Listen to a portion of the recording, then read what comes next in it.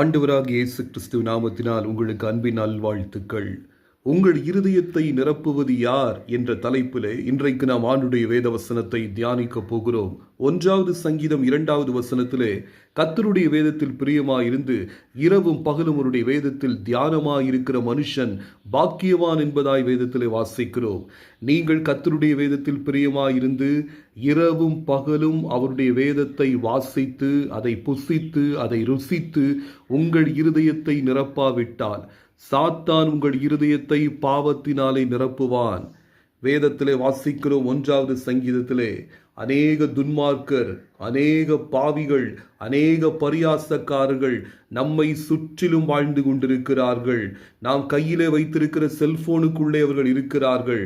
அவர்களை நாம் பார்ப்போம் என்றால், அவர்களோடு நேரத்தை நீங்கள் செலவழிப்பீர்களே என்றால், சாத்தான் அவர்கள் மூலமாய் உங்கள் இருதயத்தை பாவத்தினாலும் பயத்தினாலும் கவலையினாலும் வேதனையினாலும் துக்கத்தினாலும் நிரப்புவான். ஆகவே எச்சரிக்கையாயிருங்கள் அன்பான கர்த்தருடைய பிள்ளைகளே. சாத்தான் உங்கள் இருதயத்தை பாவத்தால் நிரப்புவதற்கு நீங்கள் உங்கள் இருதயத்தை கொடுப்பீர்கள் என்றால், கர்த்தர் உங்களுக்காக ஆயத்தப்படுத்தி வைத்திருக்கிற ஆசீர்வாதத்தை மட்டுமல்ல நித்திய ஜீவனையும் இழப்பீர்கள்.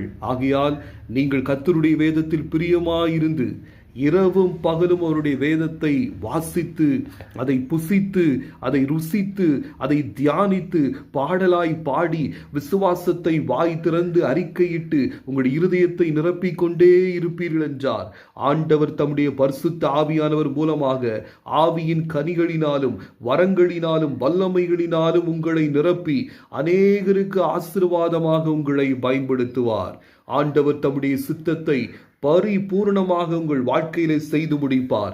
நீங்களும் உங்கள் சந்ததியும் ஆசீர்வதிக்கப்பட்டு இறுதியில் நித்திய ஜீவனையும் சுதந்தரிப்பீர்கள். ஆகையால் உங்கள் இருதயத்தை நீங்கள் நிரப்பப் போகிறீர்களா அல்லது சாத்தான் நிரப்புவதற்கு உங்கள் இருதயத்தை கொடுக்க போகிறீர்களா என்று இன்று ஒரு தீர்மானம் செய்யுங்கள்.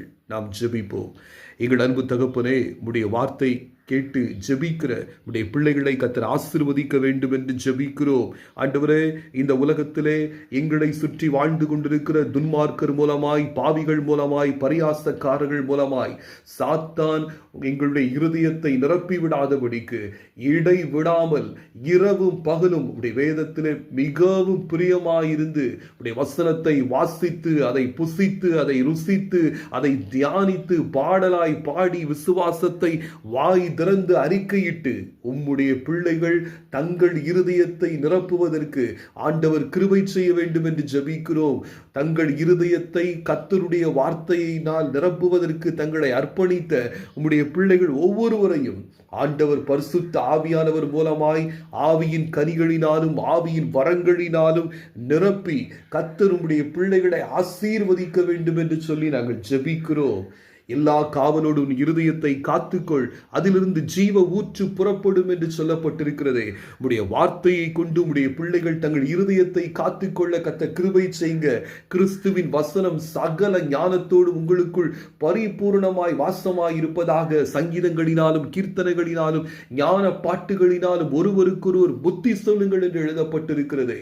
உம்முடைய வல்லமை மிகுந்த வார்த்தை உடைய பிள்ளைகளுடைய இருதயத்திலே சகல ஞானத்தோடும் இருப்பதாக என்று சொல்லி ஜெபிக்கிறோம். கர்த்தருடைய பிள்ளைகளை உடைய வார்த்தையினாலே ஆசீர்வதித்து அநேகருக்கு ஆசீர்வாதம் உண்டாகும்படி பயன்படுத்த வேண்டும் என்று ஜெபிக்கிறோம். சகல துதிகன மகிமை யாவையும் உமக்கே செலுத்துகிறோம். இரட்சகர் இயேசுவின் நாமத்தில் ஜெபிக்கிறோம் நல்ல பிதாவே, ஆமென்.